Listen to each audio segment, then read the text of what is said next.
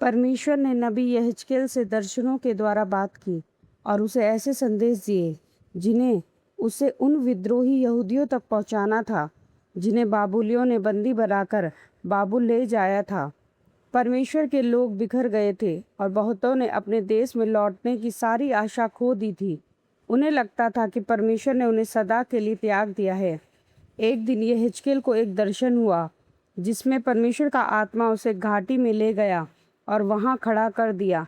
वह घाटी सूखी और बिखरी हुई हड्डियों से भरी हुई थी। यहेजकेल उस घाटी में घूम घूम कर उन असंख्य सूखी हड्डियों को देखने लगा। तब परमेश्वर ने उससे पूछा, क्या ये हड्डियां फिर से जीवित हो सकती है? यहेजकेल ने उत्तर दिया, हे प्रभु परमेश्वर, यह तो केवल तू ही जानता है। तब परमेश्वर ने उससे कहा कि वह उन हड्डियों से भविष्यवाणी करे और कहे, परमेश्वर का वचन सुनो।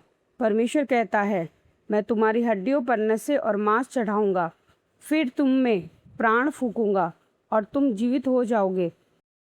यहेजकेल ने वैसा ही किया जैसे परमेश्वर ने उसे आज्ञा दी थी। तभी अचानक खड़खड़ाहट की आवाज़ हुई और हड्डियां एक दूसरे से जुड़ने लगी। एक एक हड्डी अपने स्थान पर आकर कंकाल का रूप लेने लगी। यहेजकेल ने देखा कि उन हड्डियों पर नसें, मांस और चमड़ी आने लगी, यहाँ तक कि वे पूर्ण शरीर बन गए। फिर भी उन शरीरों में जीवन नहीं था और वे भूमि पर पड़े हुए थे। तब परमेश्वर ने यहेजकेल से फिर से भविष्यवाणी करने को कहा। प्रभु कहता है, हे प्राण वायु, चारों दिशाओं से आ और इन मरे हुओं में फूंक मार ताकि ये जीवित हो जाएं। यहेजकेल ने परमेश्वर की आज्ञा मानी। तब उन शरीरों में सांस चलने लगी और एक विशाल सेना जीवित होकर अपने पैरों पर खड़ी हो गई। तब परमेश्वर ने इस दर्शन का अर्थ समझाया। ये हड्डियां इज़राइल के लोग हैं।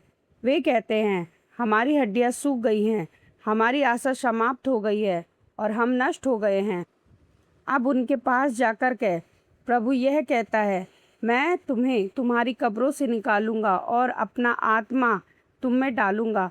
तुम फिर जीवित हो जाओगे और अपने देश में बसोगे।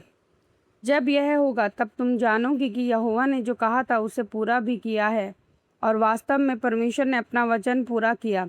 70 वर्ष की बंधुआई के बाद परमेश्वर ने यहूदियों के लिए अपने देश लौटना संभव बना दिया।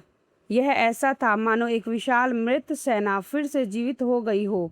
परमेश्वर सदैव अपने वचनों को पूरा करता है।